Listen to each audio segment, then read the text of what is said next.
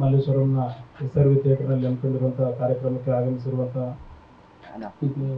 ಚಾಮಯ್ಯ ಸಣ್ಣ ಪ್ರಾಮಾಚಾರಿ ಚಿತ್ರದ ನಿರ್ಮಾಪಕರು, ನಟರು, ಕನ್ನಡ ಚಲನಚಿತ್ರರಂಗದ ಹಿರಿಯ ನಿರ್ದೇಶಕರಾದಂಥ ಶ್ರೀ ರಾಧಾಕೃಷ್ಣ ಪಲ್ಲಕ್ಕಿ ಸಾಹೇಬ್ರೆ ಹಾಗೂ ಉಳಿದಂಥ ವೇದಿಕೆ ಮೇಲೆ ಇರುವಂಥ ಎಲ್ಲ ಗಣ್ಯರಿಗೆ ಮತ್ತು ಈ ಒಂದು ಕಾರ್ಯಕ್ರಮಕ್ಕೆ ಆಗಮಿಸಿರುವ ಮಾಧ್ಯಮ ಮಿತ್ರರೆಲ್ಲರಿಗೂ ನನ್ನ ನಮಸ್ಕಾರವನ್ನು ತಿಳಿಸುತ್ತಾ, ಇವತ್ತು ವಿಶೇಷವಾಗಿ ನಾನು ಚಲನಚಿತ್ರ ಕಾರ್ಯಕ್ರಮಗಳಿಗೆ ಬರೋದು ತುಂಬ ಕಡಿಮೆ. ಯಾಕಂದರೆ ಇವತ್ತು ಕರ್ನಾಟಕ ರಾಜ್ಯ ಪೊಲೀಸ್ ದೂರುಗಳ ಪ್ರಾಧಿಕಾರದಲ್ಲಿ ರಾಜ್ಯ ಸದಸ್ಯನಾಗಿ ಕೆಲಸ ಮಾಡ್ತಾ ಇದ್ದೀನಿ.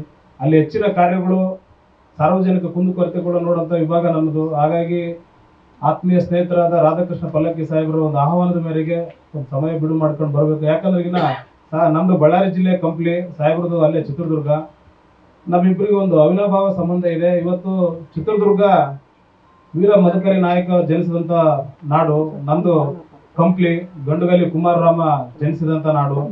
ಇದು ಕಲೀಲೇಬೇಕಾಗತ್ತೆ. ಯಾಕಂದರೆ ಈ ಬೆಂಗಳೂರಿಗೆ ಅಂತ ಬಂದು ಈ ಮಟ್ಟದಲ್ಲಿ ಸಾಧನೆ ಮಾಡಬೇಕಂದ್ರೆ ಅದು ಅಷ್ಟು ಸುಲಭದ ಮಾತಲ್ಲ. ಯಾಕಂದರೆ ಯಾವುದೇ ಗಾಡ್ ಸಾಹೇಬ್ರು ಹೇಳ್ದಂಗೆ ನಮ್ಗೆ ಯಾರು ಗಾಡ್ ಫಾದರ್ ಇಲ್ಲ. ನಮ್ಮ ಶ್ರಮದಿಂದ ನಾವು ಇಲ್ಲಿವರೆಗೆ ಬರೋಕ್ಕೆ ಸಾಧ್ಯವಾಗಿದೆ ಹೊರತು ಬೇರೆ ಯಾವುದೇ ಯಾರ್ಯಾರ ರೀತಿ ಬಂದು ನಮಗೆ ಪುಷಪ್ ಮಾಡುವಂಥ ಕೆಲಸ ಆಗಿಲ್ಲ.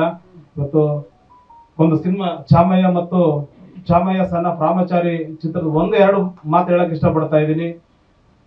ಇತ್ತೀಚಿನ ದಿನಗಳಲ್ಲಿ ಹೇಳ್ತಾ ಇದ್ದೀವಿ ಕನ್ನಡ ಸಿನಿಮಾ ಅವಸಾನದ ಅಂಚಿನಲ್ಲಿದೆ, ಕನ್ನಡ ಸಿನಿಮಾಗಳು ಬರ್ತಾ ಇಲ್ಲ ಅಂತ ಹೇಳ್ತಾ ರಾಜ್ಯದಲ್ಲಿ ಜನ ಮಾತಾಡ್ತಾ ಇದ್ದಾರೆ. ಬಟ್ ಕನ್ನಡ ಸಿನಿಮಾ ವರ್ಷದಿಂದ ವರ್ಷಕ್ಕೆ ಹೆಚ್ಚಾಗ್ತಾ ಇದೆ, ನೋಡಿಗಾರರ ಸಂಖ್ಯೆ ಕಡಿಮೆ ಆಗ್ತಾ ಇದೆ. ಯಾಕಂದ್ರೆ ಇವತ್ತು ಪರಭಾಷೆದ ವ್ಯಾಮೋಹನೋ ಅಥವಾ OTT ಅನ್ನೋ ಒಂದು ಸೋಷಿಯಲ್ ಮೀಡಿಯಾ ಆವಳಿಯಿಂದ OTT ನೋಡುವಂತ ಒಂದು ವೃತ್ತಿಲೋ ಈ ಒಂದು ಕಾರಣಕ್ಕೆ ಸಿನಿಮಾ ನೋಡೋದು ಕಡಿಮೆ ಆಗಿದೆ ಹೊರತು ಕನ್ನಡ ಸಿನಿಮಾ ಯಾವತ್ತಿಗೂ ಅವಸಾನದ ಅಂಚಿನಲ್ಲಿಲ್ಲ. ಪ್ರತಿ ವರ್ಷ ಹೊಸ ಹೊಸ ಪ್ರತಿಭೆಗಳು ಬರ್ತಾ ಇದಾವೆ, ಹೊಸ ಹೊಸ ಸಿನಿಮಾಗಳು ಬರ್ತಾ ಇದಾವೆ.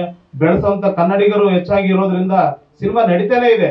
ಬಟ್ ನಾವು ನೋಡೋದು ಥಿಯೇಟರ್ಗಳಲ್ಲಿ ಹೋಗಿ ನೋಡ್ತಾ ಇಲ್ಲ, OTTಗಳಲ್ಲಿ ನೋಡ್ತಾ ಇದೀವಿ. ಇದು ಒಂದು ಬೇಸರದ ಸಂಗತಿ ಇದೆ. ಈ ಒಂದು ಸಿನಿಮಾ ಅಪ್ಪಟ್ಟ ಕನ್ನಡಿಗರೇ ಹಿರಿಯ ನಟರು, ನಿರ್ದೇಶಕರು ರಚನೆ ಮಾಡಿ ಒಂದು ರಾಜ್ಯಕ್ಕೆ ಪ್ರಸ್ತುತ ಪಡಿಸ್ತಾ ಇದ್ದಾರೆ. ಈ ಸಿನಿಮಾನ ನಾವು ಥಿಯೇಟರ್ನಲ್ಲಿ ಹೋಗಿ ನೋಡಿ ಇನ್ನಷ್ಟು ಈ ಕನ್ನಡದ ಸಿನಿಮಾಗಳನ್ನ ಪ್ರೋತ್ಸಾಹಿಸಬೇಕು. ಮುಂದೆ ಈ ಬರುವಂತ ಪ್ರತಿಭೆಗಳು ಇನ್ನಷ್ಟು ಹೊಸ ಹೊಸ ಸಿನಿಮಾಗಳನ್ನ ಮಾಡೋದಕ್ಕೆ ರಾಜ್ಯ ಜನ ಹೆಚ್ಚಾಗಿ ಬರಬೇಕು, ನಿರ್ಮಾಪಕರು ಬರಬೇಕು ಹೆಚ್ಚಿನದಾಗಿ. ಈ ಒಂದು ಕನ್ನಡ ಸಿನಿಮಾನ ಬೆಳೆಸಿ ಅಂತ ನಾನು ಇವತ್ತು ನನ್ನ ಇಲಾಖೆ ಹೊರತುಪಡಿಸೋ ರಾಜ್ಯದ ಕನ್ನಡಿಗನಾಗಿ ಎಲ್ಲರಲ್ಲಿ ಮನವಿ ಮಾಡಿಕೊಳ್ತಾ ಇದ್ದೀನಿ. ಈ ಸಿನಿಮಾ 100 ದಿನಗಳ ಕಾಲ, ಇನ್ನ ಹೆಚ್ಚಿನ ದಿನಮಾನಗಳ ಕಾಲ ನಡೀಲಿ, ಇದರ ಇತಿಹಾಸ ನಮ್ಗೆಲ್ಲರಿಗೂ ತಿಳಿಲಿ ಅನ್ನುವಂಥದ್ದನ್ನ ನಾನು ಈ ಸಂದರ್ಭದಲ್ಲಿ ಎಲ್ರಿಗೂ ಮನವಿ ಮಾಡಿಕೊಳ್ತಾ ಇದ್ದೇನೆ. ಈ ಸಂದರ್ಭದಲ್ಲಿ ಹೇಳ್ತಾ ಇದ್ದೀನಿ, ಇತ್ತೀಚೆಗೆ ಸೈಮಾ ಅವಾರ್ಡ್ಸ್ ಅಲ್ಲಿ ದುನಿಯಾ ವಿಜಯ್ ಅವರು ಹೇಳಿದಂತ ಮಾತಿಗೆ ನಾನು ಅವ್ರಿಗೆ ಕೈ ಜೋಡಿಸ್ತಾ ಇದ್ದೀನಿ. ಕನ್ನಡಿಗರನ್ನ ಕೀಳಾಗಿ ನೋಡ್ತಾ ಇದಾರೆ ಅಂತ ಹೇಳ್ತಾ ಇದಾರೆ. ಯಾವುದೋ ಒಂದು ಸೈಮಾ ಅನ್ನೋ ಸಂಸ್ಥೆಯಿಂದ ಕನ್ನಡಿಗರನ್ನ ಕೀಳಾಗಿ ನೋಡೋದ್ರಿಂದ ಕನ್ನಡ ಯಾವತ್ತು ಕೆಳಗೆ ಇಳಿಯೋದಲ್ಲ. ಯಾಕಂದ್ರೆ ಕನ್ನಡಕ್ಕೆ 8 ಜ್ಞಾನಪೀಠ ಪ್ರಶಸ್ತಿ ಬಂದಿದೆ. ಇದಕ್ಕಿಂತ ಹಿರಿಮೆ ನಮಗೆ ಏನೂ ಇಲ್ಲ. ಸೈಮಾ ಅನ್ನೋದು ಒಂದು ಸಣ್ಣ ಒಂದು ಕಾರ್ಯಕ್ರಮ ಅಷ್ಟೇ. ಅದು ಕನ್ನಡ ಭಾಷೆನ, ಕನ್ನಡ ಸಿನಿಮಾನ ತೂಕ ಮಾಡುವಂತ ಒಂದು ಯಾವುದೇ ರೆಕಗ್ನೈಸ್ಡ್ ಅಥಾರಿಟಿ ಅಲ್ಲ. ಅದು ಜಸ್ಟ್ ನಾವು ಮಾಡಿರುವಂತ ನಟನೆಗೆ ಅಲ್ಲಿ ಒಂದು ಕಾರ್ಯಕ್ರಮ ಅಷ್ಟೇ.